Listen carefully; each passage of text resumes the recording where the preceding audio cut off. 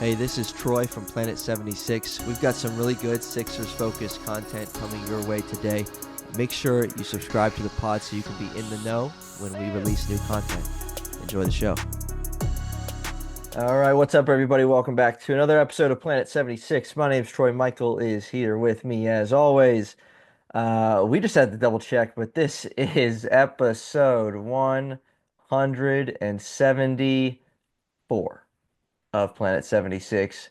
And this is the first ever episode, ever, ever in the history of Planet 76, where it is coming up on the end of April, and we're not talking about the Sixers playing basketball because the Sixers season is officially over as of last week, just eight days ago.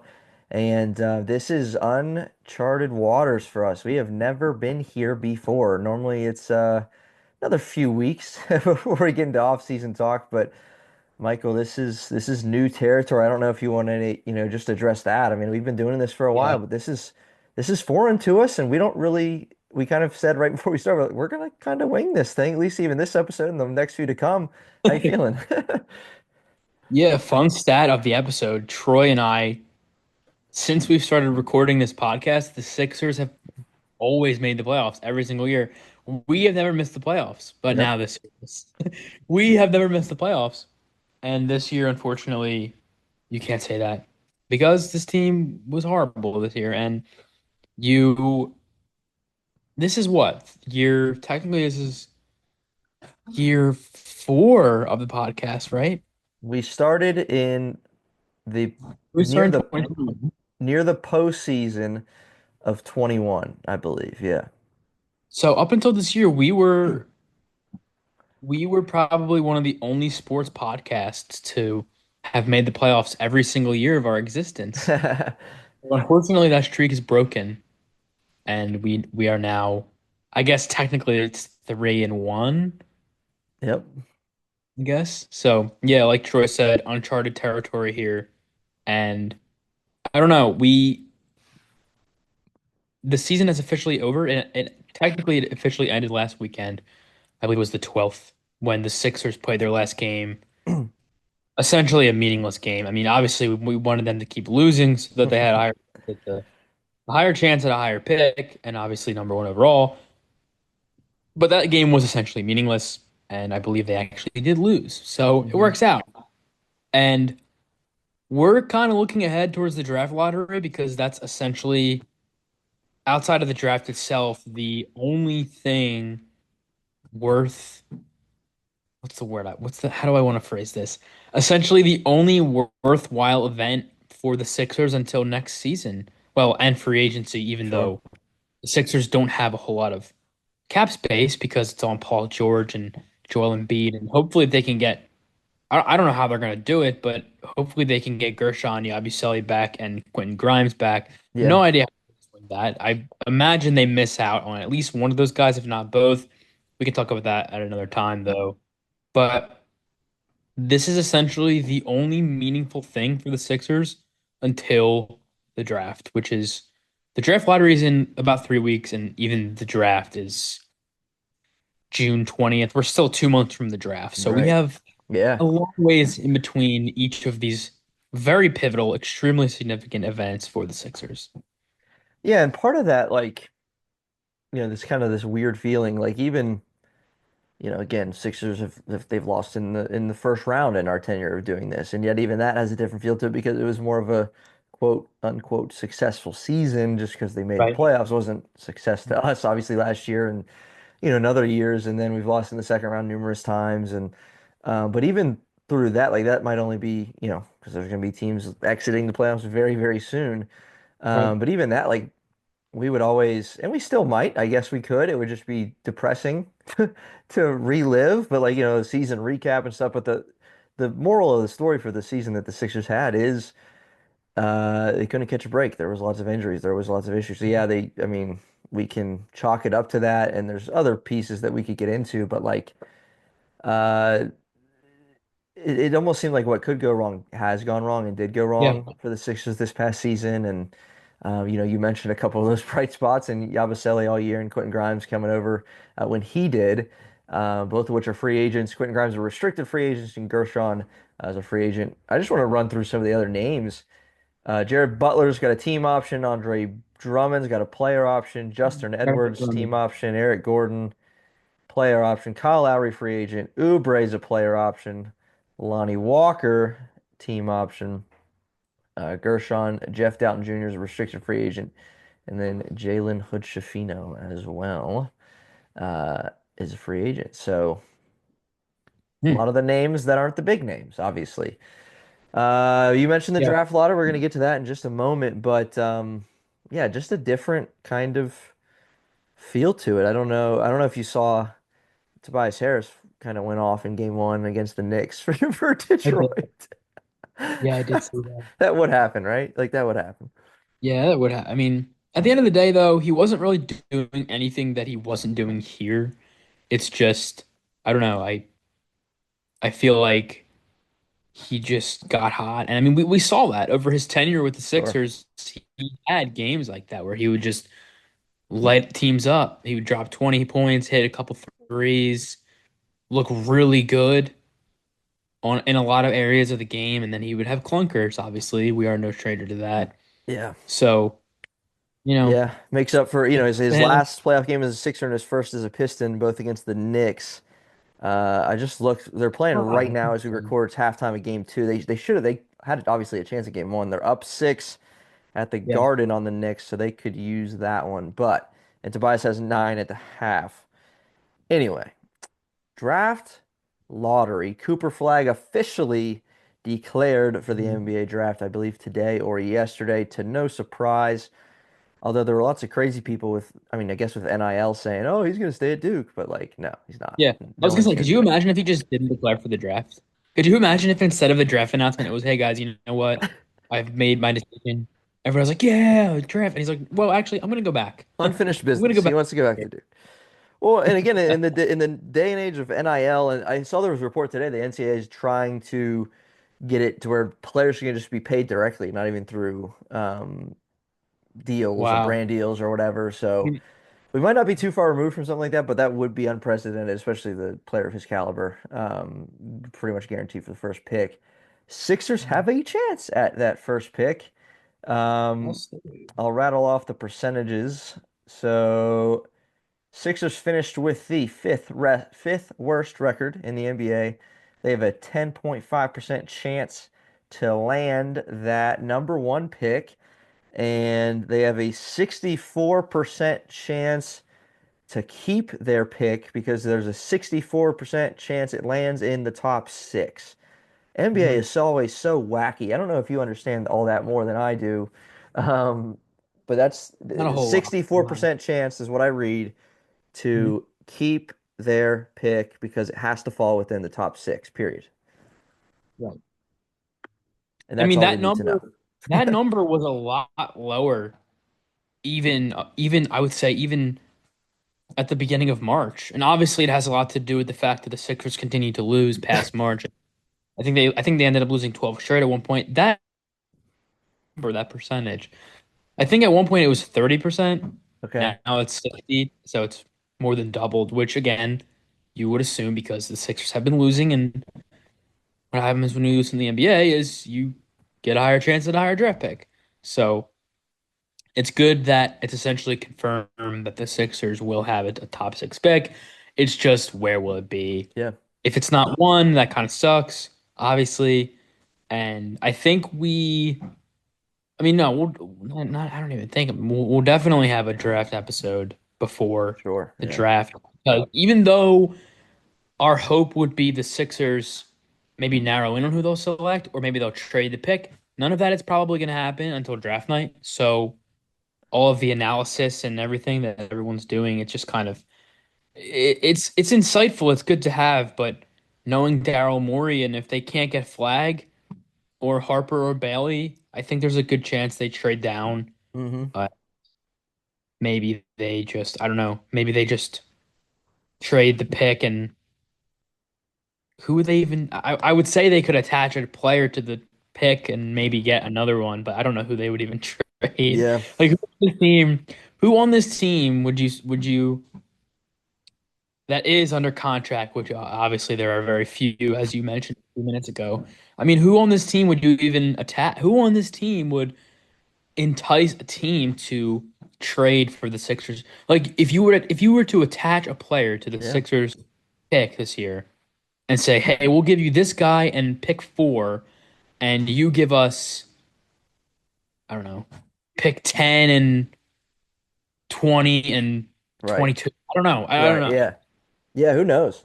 Who knows? And that's what a lot of these next 2 months obviously is going to be is Yeah. speculation like that. And a couple of the names, at least that I've seen linked, a couple of the names that I know, from Right. from college is Trey Johnson. I think his name's from Texas, and then Derek Queen, the forward from Maryland, who hit that game-winning shot in their first or second round game in the NCAA tournament. Yeah. Um, but yeah, I mean it's capture the flag. It really Yeah. is. And they have a chance, obviously. I mean, the highest percentage chance that anybody has is, three teams have a 14% chance, the Jazz, Wizards, Hornets, and then Pelicans at 12, and then Sixers right there. So like we'll be tuned into that draft lottery. It's certainly possible, but again, 64% chance is looking good that they will keep that top six pick. And then like you were mentioning, who knows what they'll end up doing with that. But it's a nice luxury to have that, considering that would be Yeah, a nice thing for the Sixers to keep, considering what we've just went through. right. If you're being realistic about it, when you consider who is making the decision with the pick, I think it's a fair assumption to make that if the Sixers don't find themselves in a super favorable draft spot, they might trade the pick.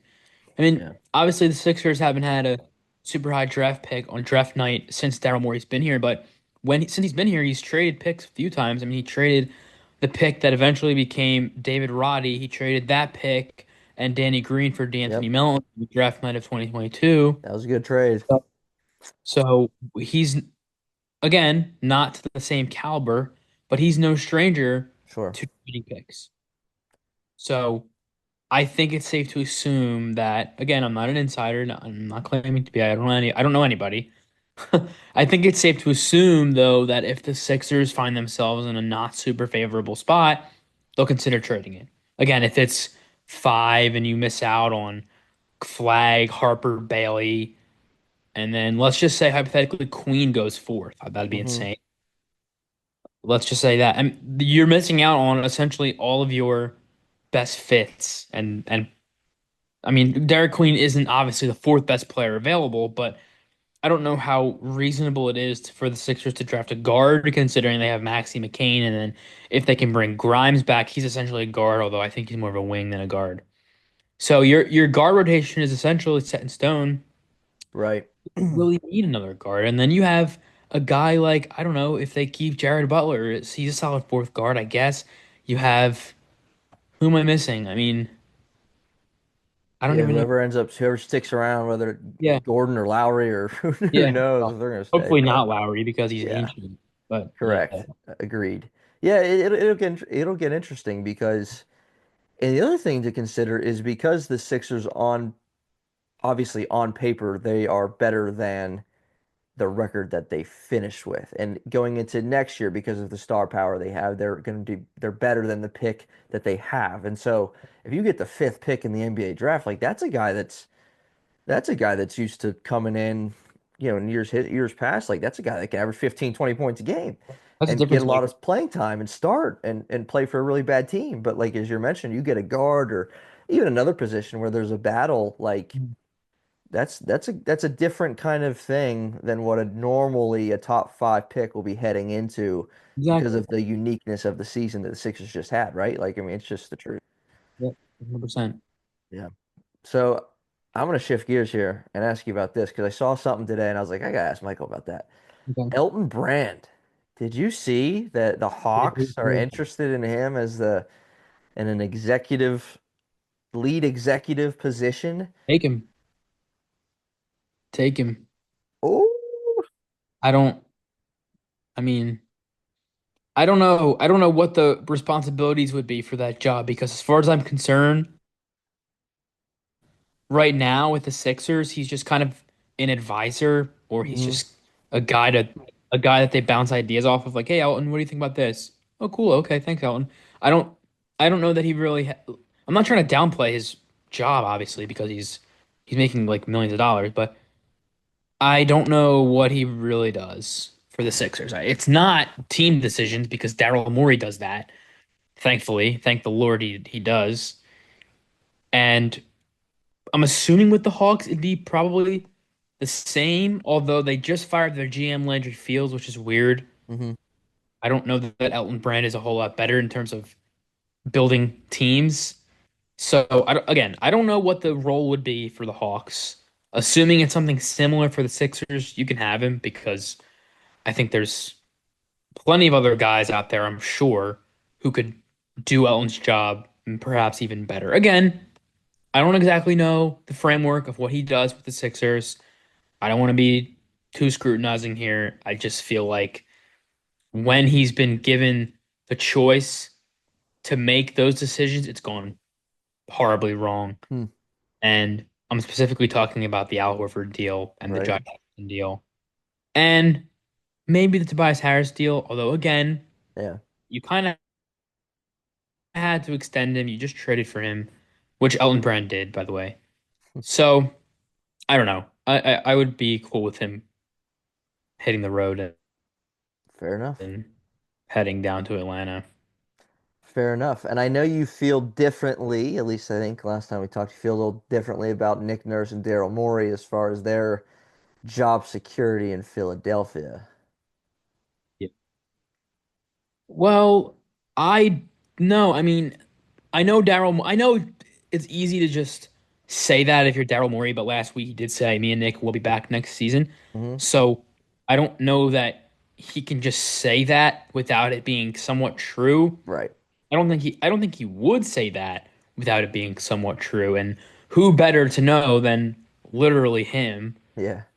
So again, bias aside, I have to generally think that there's some truth to that because why would he just say that? Two, why would he even be allowed to say that if it wasn't somewhat true? Like, why would he even think about saying that if it wasn't somewhat true?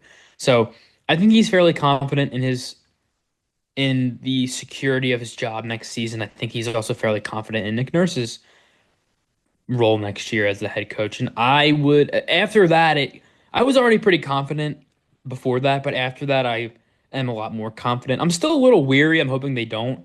Obviously, you can never know for sure because I don't work for the organization and I don't know anything. Yeah. But I think you can logically reason. I think you can use logical reasoning to assume that they will both be back next year Yep. due to many factors, a Sure. few of which I just named. Sure. And you're good with that. Yeah, I'm totally good with that. Yeah. I think they were dealt a very bad hand this year. I think, especially Nick Nurse. Yeah. They're not all blameless, obviously, because Nick Nurse still had this weird tendency to play Kyle Lowry when he should not have been playing. So that's kind of strange, but it's not something that's season altering, and that's not something that I think is grounds for firing. Daryl Morey, I don't really see a problem with anything he's said or done, especially when you consider the fact that, again, the main finger pointing goes to him because of the Paul George thing, but everybody wanted him to sign Paul George last offseason, Hmm. Yeah. and he did because it was what the Sixers should have done. It just made the most sense, and it's so easy for everyone to just rewrite history and say, "No, well, we knew he was gonna be." No, we didn't. Who is we didn't know anything. Yep. What we saw was a dude who was a borderline all-star with the Clippers basically every season. He had his moments thinking it up, but otherwise he was pretty much a top 30 player in the league, top Absolutely. 35.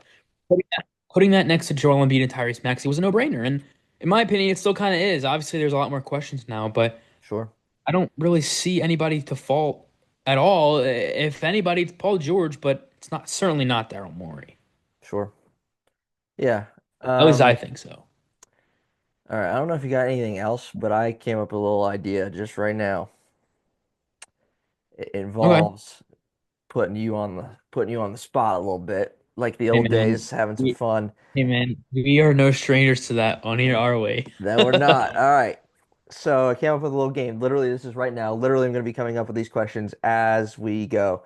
So it's Okay. going to be called fact or fiction. Okay. Oh, we used to do this, didn't we? Yeah, Used to I do think this? something. Yeah, I don't know what we called it, but something like that. So fact or fiction. I'm going to say make a statement, and you're going to say fact or fiction, and give a little explanation. So fact or fiction. What you were just saying kind of made me think about this one. Nick Nurse will be the Sixers head coach going into the 2026-27 season. Ah, that's so hard to decide. I think he has three. I think he has 2 more years. Did they just extend? No. How many years? Can you look that up real quick? Yeah. How many years is he? I originally thought he had a 3-year deal, which in that case, this next season would be his last year. I believe Daryl Morey just got extended, which makes sense. So if that's the case, this is Nick Nurse's last year of his contract. So I'm thinking, I don't know. I'm gonna go out and say fact. I think it's I don't think it's gonna be that crazy, especially if the Sixers can bounce back, which again, like you mentioned earlier in this episode, everything that went wrong did go wrong. So I think as long as that doesn't happen again, I think we're gonna be in good shape. So I'm just gonna say fact because I'm a little unsure and it's kind of hard to be sure. I'm just gonna say Yeah. fact. All right. I can't even find it somehow, You but can, it's yeah, it's either next. I'm It might be thinking next year at the end. I'm thinking he had a 3-year deal. Something tells me it's 3 years, and that would mean coming year is his last year because last year was year one. This is year Right. two. Right. Yeah, either 3 or 4 for sure. All right. Fact or fiction? Joel Embiid will return as a top 5 NBA player. Yeah, as long as he's healthy, as long as he's fully recovered. I mean, it's hard to not be confident in a healthy Joel Embiid when you see what you've seen from him. Again, like I said, if he's healthy, which I know, sue me because how dare I say that he's never going to be healthy again, whatever. After you've seen what we've seen from Embiid when he's healthy, like I don't know what else needs to be said because I mean he was for there was stretches of time, not for a super long, but there were stretches of time where he was literally the best player on both ends of the floor at the same time. So to me, when I think of that, I don't know how he can't get to Mhm. that. If he's healthy. Like if he's healthy, he is that. Yeah. That's what Yeah. he is. Even in the small sample size we saw this year, like he's on the floor, he's just good. He's just that good. Somehow, some way, he just is. All right, So fact or fiction? Nick Nurse, with what he was dealt this year, still could have and should have led the Sixers to the playoffs. no, I saw that coming. this team was never good enough to make the playoffs. When Embiid was shut down and Paul George was pretty much subsequently shut down. Yeah, it's a Even tough with deal. that, let's assume Tyrese Maxey came back full time. This team was not good enough to make the playoffs. This is not a team that you could say, yeah, you know what? That's an 8 seed. No, they Hmm. weren't even that good. Even with Maxey. I mean, I would even say, looking at the landscape of the Eastern Conference, like, could they have beat the Heat in the playing game? I just don't think so, Right. to be honest. Could they beat the Hawks? Maybe, but they have to go out and beat the Heat. I don't think so. Yeah.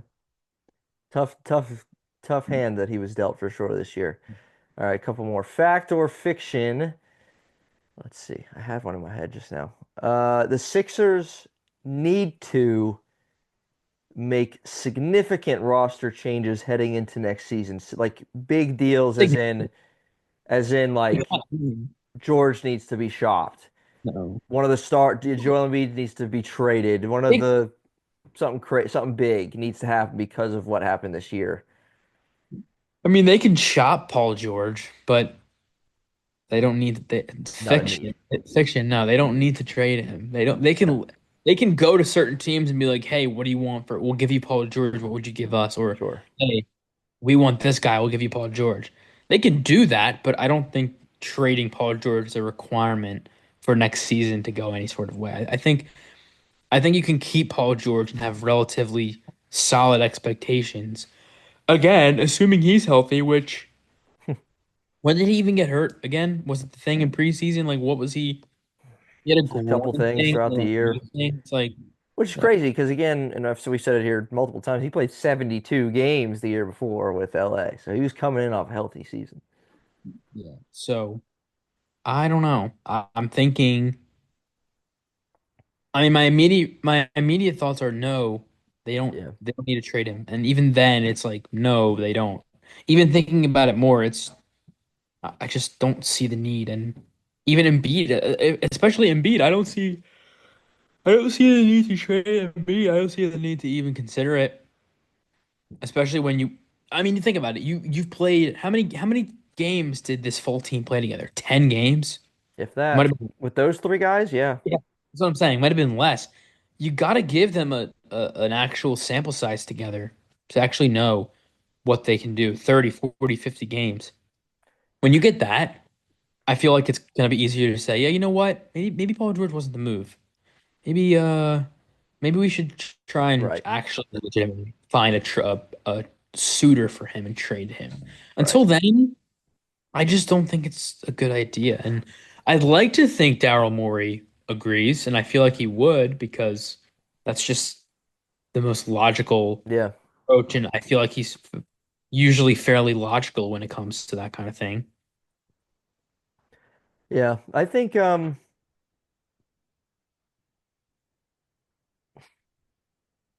I think you're right. I think you have to get Yeah. that sample size of games before you make a decision. We just somehow, through 82 games, didn't get there this year, which is nuts to say, nuts to think about. I mean, all throughout the season, you and I were like, well, just wait. Just wait until they get together on the floor. And it just never happened. The Right. highest moment that this team had, by far, the only one I could even think of, was the Christmas Day victory against the Celtics. Um, that was it. In Yeah. Boston, they beat the Celtics. That seems like a lifetime ago, but they did. And then it was like, okay, they're going to be healthy after this. They're going to get things together. They're going to get back on track. Everybody's going to play, and we're going to make a run. And it just one thing led to another injury, and It's it like just never happened. even though it's only one game, if you look at that and you say, "Wow, they really beat Yeah. the world champion," I don't like overreacting to one game sample sizes. I think just because it's such a small sample size and you can do with so much more. Hmm. But at the same time, it's like did that. They did it once, so what's to say they can't do it again? Yeah. Right. I mean, that's just the way I feel about a lot of things. That was So back when Caleb Martin went off. Remember that? yeah, I that was like his only good game of the season. Yeah. That was legitimately his only good game of the entire year was against the Celtics. I think he had what, 20 something? Oh, at Did least he had like 7 threes. Yeah. he have 30 He that might game? have. He had 7, 8 threes. I'm looking. Mm. But yeah, he went off, and He- that was a game where you're like, wow, they might turn this thing around. Speaking of, So there's so many people that I don't know if they just forget or what. Daryl Morey literally traded Caleb Martin for Quentin Grimes. I don't know that that gets enough recognition because it's so overshadowed by the horror of the Paul George contract. hmm, Like Daryl Morey literally just ripped Quentin Grimes away from Dallas. Now, sure, Nico Harrison is an incompetent clown, but at the same time, the fact that Daryl Morey even had the foresight to do that, where nobody else like, I wonder if any other teams offered their yeah, player. Like, did any other teams make an offer for Quentin Grimes? Did any right. other teams make an offer for Quentin Grimes? That's my question because That's a great question. how Daryl Morey ended up with like the trade of the free of the trade, like the move of the trade deadline, except for Luca, obviously. Right. Um, Yeah, and I still get remarkable. As bad as the season went, he was able to do that. every the best move of the deadline of any non-star player, Yeah. star player that was traded. Yeah. Daryl Morey did that. Oh, So especially if Quentin Grimes is here next year. Oh my gosh. exactly, exactly. Yeah. Yeah. Martin went 7 of 9 from three, 23 points. Career 30% shooter. Maxi had like 33, I think it said, but crazy. Lifetime ago. All right. Fact, speaking of those Boston Celtics, fact or fiction, the Boston Celtics will win the Eastern Conference and go to the finals. Well, we're getting just regular NBA trivia. I don't know. I would say yeah. I don't know. I feel like I mean I know they're playing the Heat last night, but the Cavs are really good, but they just looked really good yesterday against the Heat. Mhm. Obviously, it helps getting like what 20 by Jerome, which is unreal. I Yeah. mean, he is. I guess one of the leaders for sixth man of the year, so it adds up. But still, it's hard to go against the Celtics. One, especially because not only did they make the finals last year, but they also won the finals last year, Yep. and they didn't really get worse. I mean, they didn't get a whole lot better, but they didn't get worse. So it's kind of hard to pick against them, Yeah. especially if they're playing. I mean, they played the Mavs last year, especially if they're playing. Well, the thing about the teams in the West is like, I don't know that there's a team in the West that I'd feel super confident picking the Celtics over. Like, Hmm. would I be confident picking the Celtics over the Clippers? Maybe just because of their depth, but the Lakers, I don't know. I know the Celtics did what they did to Luka last year, but the Lakers are a lot better than the Mavs were last year, I think. At least I think so. I mean, the Thunder, I don't know. The Nuggets, I don't know. Yeah, I Who don't knows? know. I was gonna ask you who to pick out west, but I don't know either. Yeah, out west. I mean, you're looking at. I think there's four. I think Warriors, Clippers, Nuggets, Lakers. Well, Thunder, I guess. Can the Thunder make the finals though? I don't know. Yeah, I think Thunder, Warriors, Yeah. Lakers, Nuggets. There's 4 or 5 that can. At least four that I would be Yeah. really confident I don't saying. feel that about the East. No, I would say the Celtics, maybe the Cavs if they get hot. Not sure how much I trust the Knicks. No. Um, but I would say Cavs. I would say Celtics, and if the Cavs get hot. And if Evan Mobley can be like really good offensively, I think they actually might stand a chance, but I don't know. Speaking of the Knicks, the Pistons live reacting, even though no one's going to watch this until way after this game's over. Pistons are up 68-53, pushing mid third on the Knicks. So we'll see what happens there. If the Pistons win this series, first of all, I think the Knicks. What do you do if you're the Knicks and you lose this series? I mean, I know it's just a 3-6 series, but still, like, what do you do? Still, What do yeah. Oh you my gosh. lose to a team who has been just bottom of the barrel dumpster for years? They make their first playoff appearance. Really good team, don't get me wrong. I'm not trying to sound like a hater. But then what do you do? Correct. Because you have Jalen Brunson and Karl Anthony Towns, who are two. I mean, Jalen Brunson. Well, they're both all NBA level, I would say. Um, what do you do? Like, do you consider trading? Like, do you make a trade? Like, what do you do? Probably not. That's probably Yeah. stupid. Well, it's that's crazy. But That's I probably just, as you're dumb. saying that, I was thinking about last year's series with the Knicks and the game two that Sixers had in the bag before some things went down the wrong way, such as ripping Maxi's jersey off his back, getting a no call, and then making some things happen. That's neither here By the nor way, there, but we'll see if the Knicks get any sort of home cooking as they try and go up 2-0 in that series. by the way, some like nostalgia for you.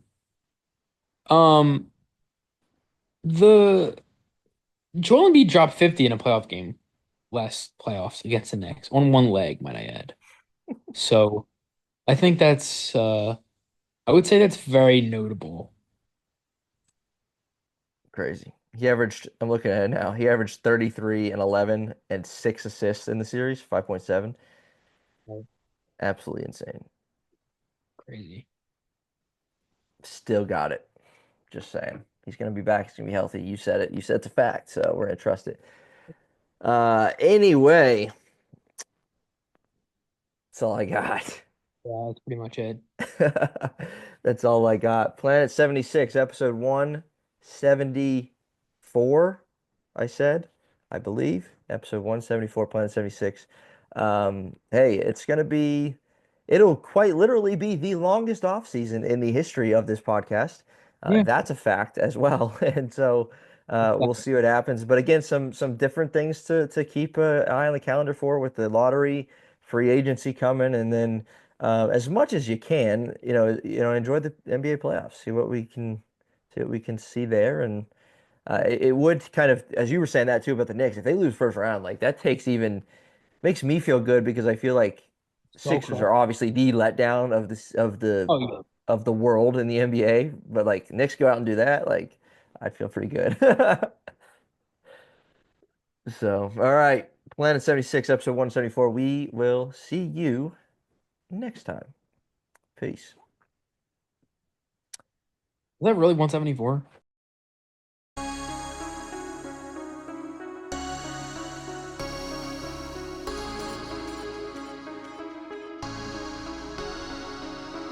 You just listened to an episode of the Planet 76 podcast. Hey, we appreciate you joining us for this episode.